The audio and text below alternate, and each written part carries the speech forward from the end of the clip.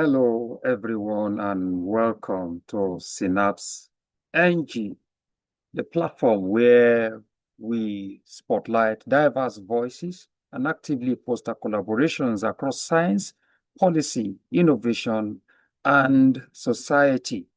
I'm your host, Dr. Akimbobola Otitoju, and today's conversation is one that truly matters because it sits at the intersection of science, children's health, global equity, and hope.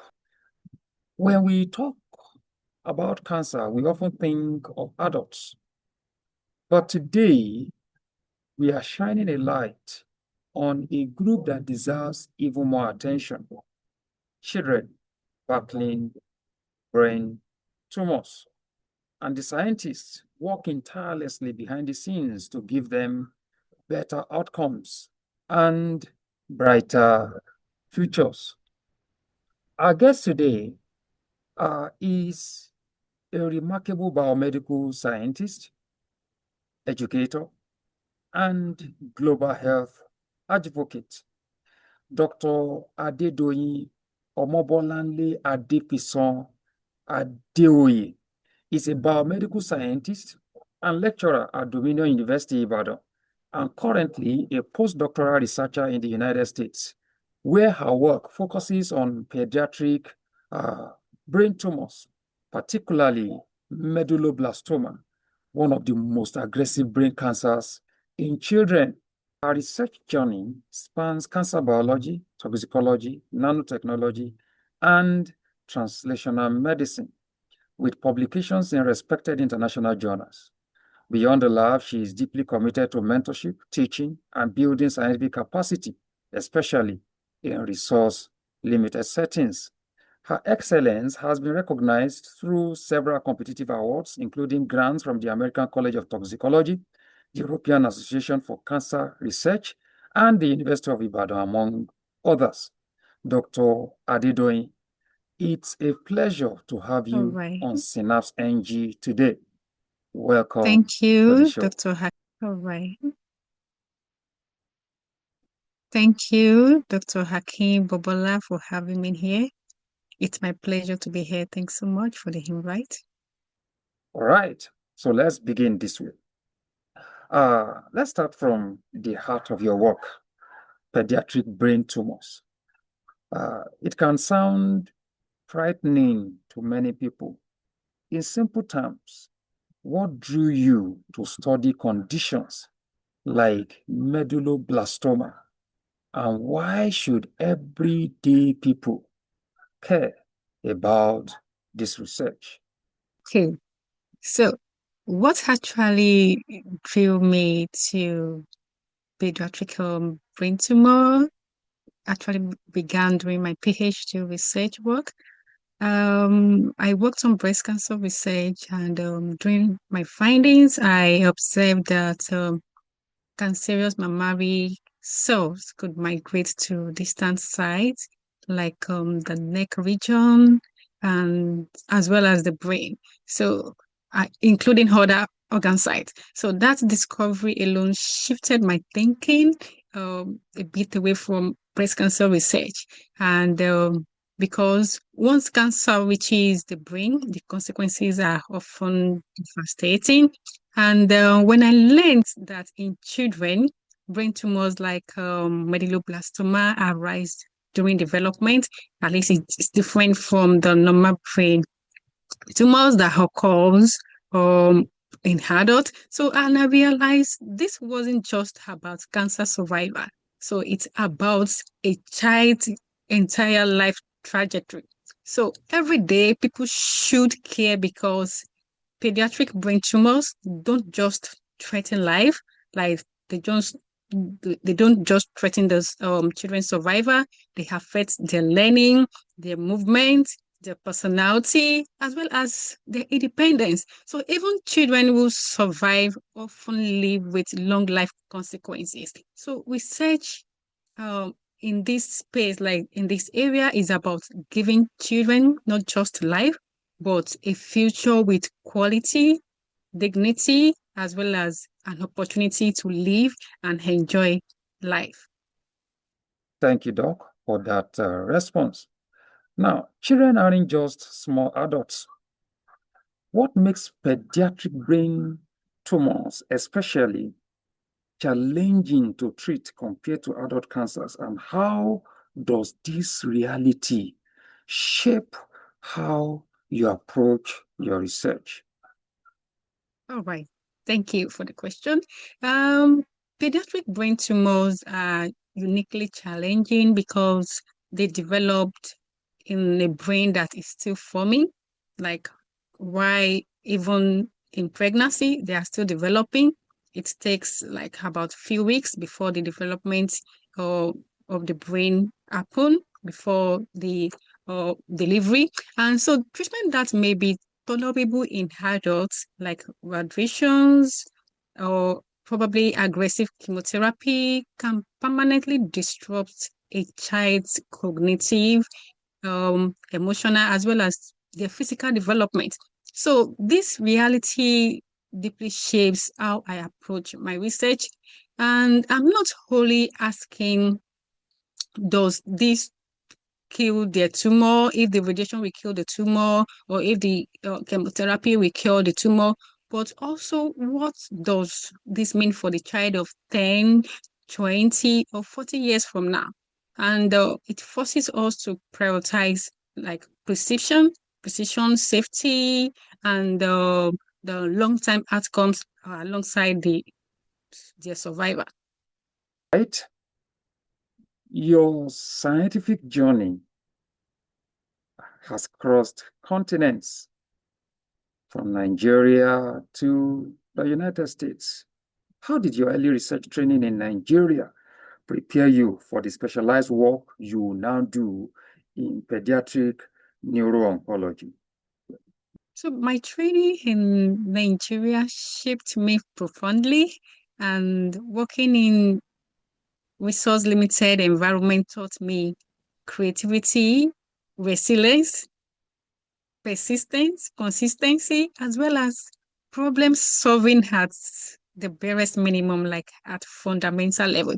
So I learned how to ask meaningful biological questions, even when tools were limited, and how to value collaboration and persistence.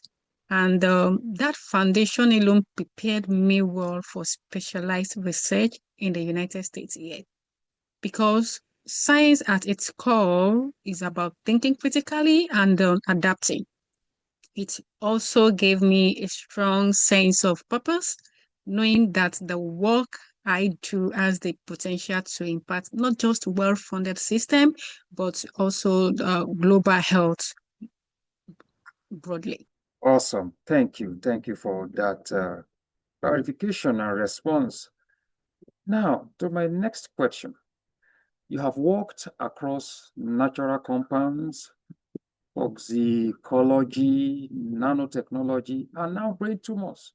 To someone listening who isn't a scientist, this might sound like many different paths.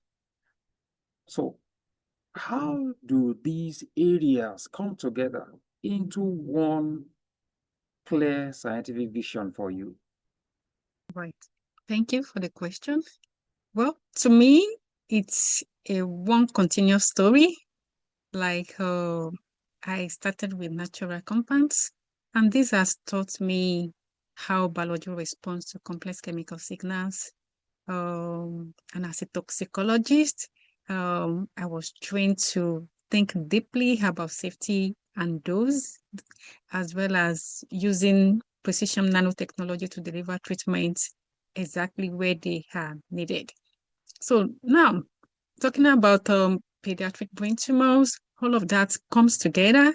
And my vision is to develop therapies that are very effective, targeted, and safe for developing brains in children. And these aren't separate parts. They are layers of knowledge building towards one goal to develop more smarter and friendly cancer treatment.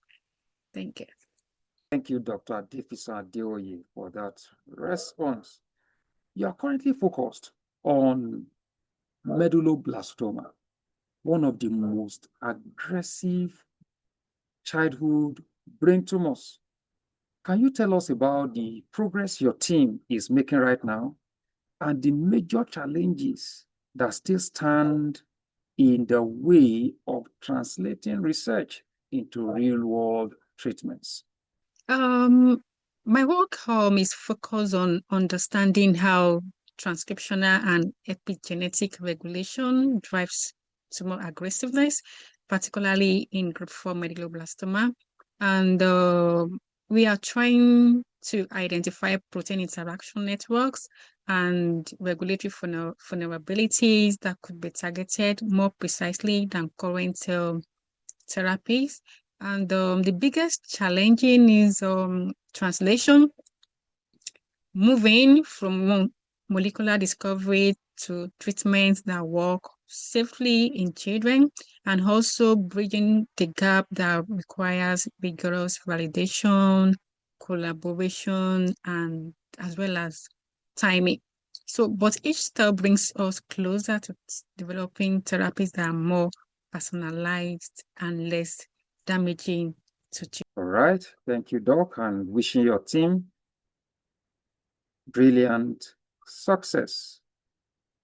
Now, despite the seriousness of pediatric brain tumors, hope is essential in science. You will agree with me. Now, what recent developments or ideas in your field give you genuine optimism for the future? Okay. So what gives me hope is how much more precise pediatric neuro-oncology is becoming. Advances in molecular subtyping, epigenetics, and sickle cell technologies means we are no longer treating brain tumors as one disease. And there's also growing recognition that survival alone is not enough.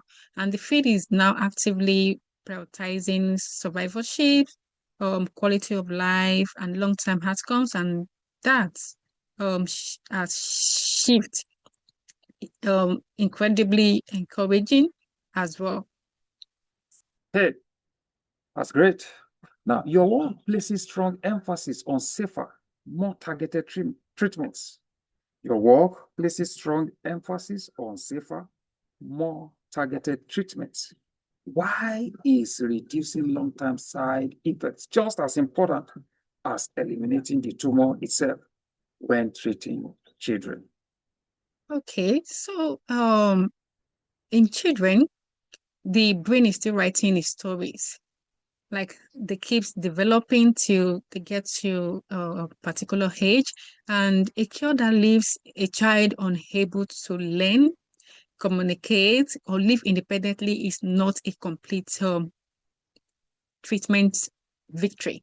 So reducing long-term side effects means preserving the children or the child identity, potential, as well as opportunities. So pediatric cancer care must be about healing the whole child. And we mean like the complete child and not just about eliminating the brain tumor disease. Okay, thank you. To my next question.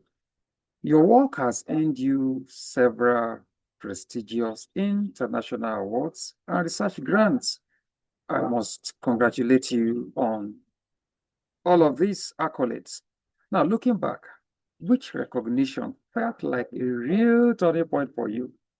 And what did it represent at that stage of your journey?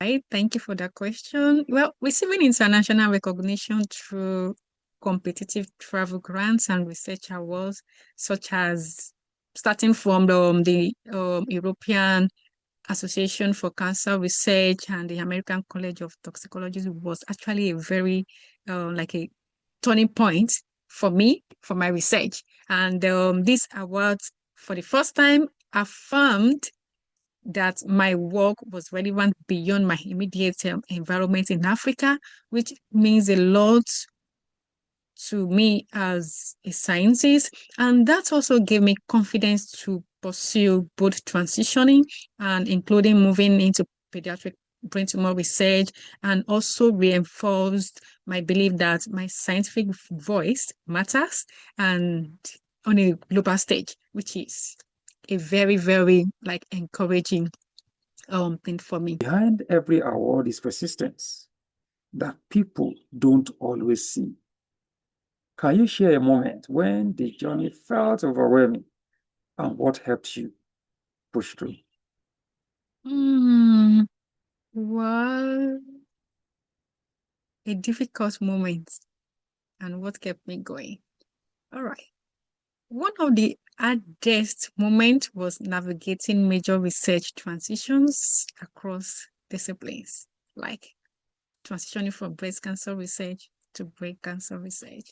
And being a toxicologist, not like deeply a molecular biologist. So, and then this transitioning not just within the same continent, but from one continent to another, from discipline to another discipline, like still closely related, while maintaining productivity and credibility, which is very important. So there were times when progress felt slow and uncertainty was high because you feel like, okay, trying to start something afresh and you have to put it like so many things in place before the results start showing. So what kept me going was purpose.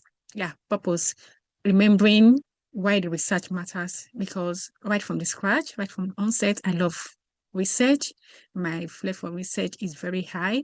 And that's like keeps coming like as a reminder, okay, this is why this research matters. And also mentorship. Mentorship is very important because when you surround yourself with um, people that are very important, that have uh, that are on top of their games in the research aspect, then you get encouraged, push up to do more. And I also lean heavily on faith. Discipline, yeah, discipline very matters because being a woman in science takes a lot of commitment, like family, um, mentorship, even academics when it comes to teaching, mentoring younger ones, and like a lot, writing publications and attending conferences. Like it takes a lot of discipline. If you're not disciplined enough to be committed, like you want to get this done and ensure and work towards getting it done. Like you set goals for yourself, you meet the target, and before you know it, the results start popping in. So it takes a lot of discipline, which is very important. And the faith, just like I said earlier, it's very important because even if you have the goals, if you set the target, and if you are not committed to God, like if you don't have faith in God getting those things done for you, then you won't be like push to make some smart moves or probably like to make some daring move which you are not even sure if something positive will come out of it. But you know, when you are connected to God, when you have a strong faith, then you won't be scared to just take the leap and sit back and see how God, unfold and make things happen. And the belief that meaningful science often requires endurance before recognition. Like you have to put in work, like a lot of work, then the recognition will start popping in.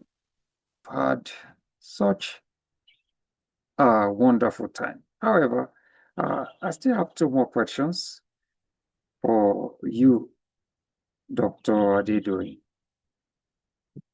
Beyond the lab, I know that you are deeply invested in teaching and mentorship.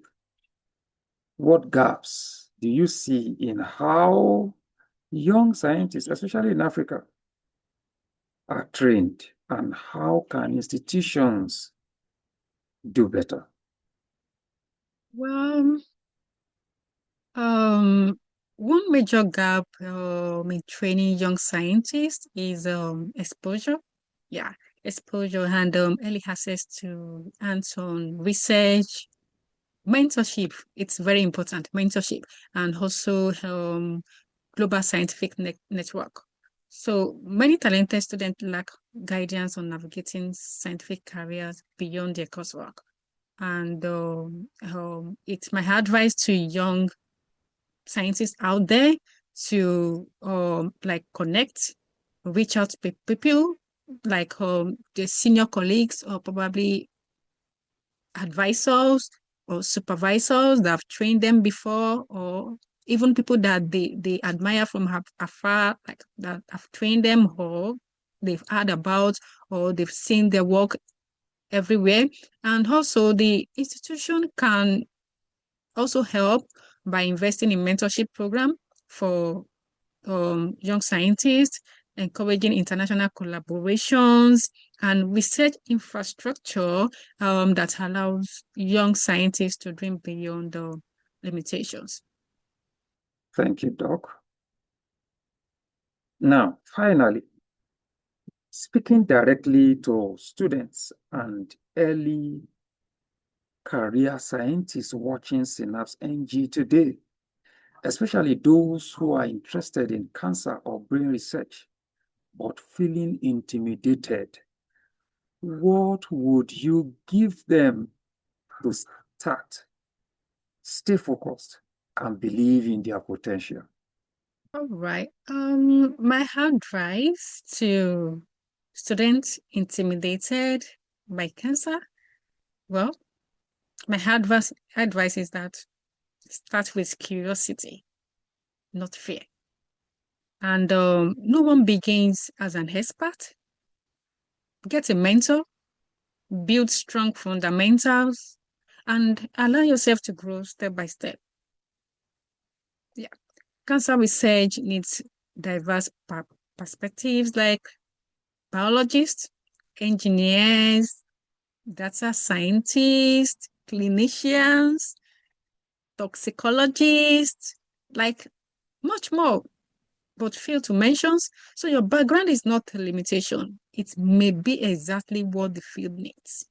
So just start with curiosity, not fear. Thank you. Wow. Dr. Adedoyin, thank you for sharing not just your science, but your story, your struggles, and your hope with us on the show today. Conversations like these remind us that behind every lab experiment is a human life. And in your case, the lives of children who deserve a future free from pain and limitation. To our audience, science is not distant. Science is personal. And the next breakthrough would come from someone watching this show today.